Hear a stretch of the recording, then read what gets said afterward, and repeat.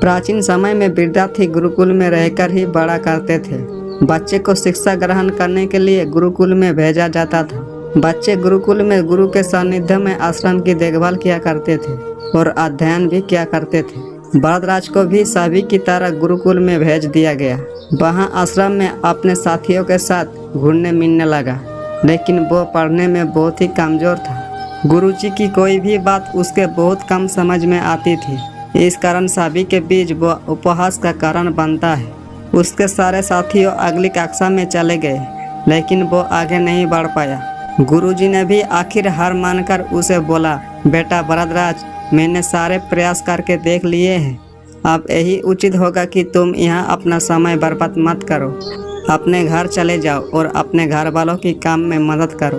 भरद्वाज ने भी सोचा कि शायद विद्या मेरी किस्मत में नहीं है और भारी मन से गुरुकुल से घर के लिए निकल गया। दोपहर का समय था। रास्ते में उसे प्यास लगने लगी। इधर उधर देखने पर उसने पाया कि थोड़ी दूर पर ही कुछ महिलाएं कुएं से पानी भर रही थी।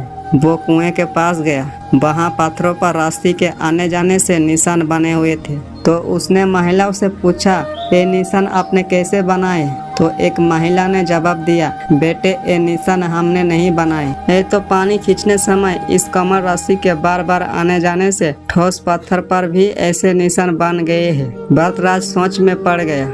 उसने विचार किया कि जब एक कमर से रस्सी के बार बार आने जाने से एक ठोस पत्थर पर गहरे निशान बन सकते हैं, तो निरंतर अभ्यास से मैं भी विद्या ग्रहण क्यों नहीं कर सकता।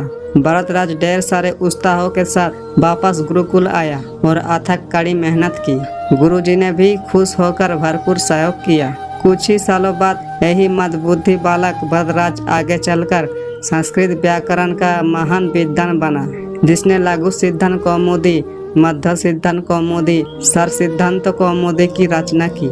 दोस्तों, अभ्यास की शक्ति का तो कहना ही क्या है। ये आपके हर सपने को पूरा करेगी।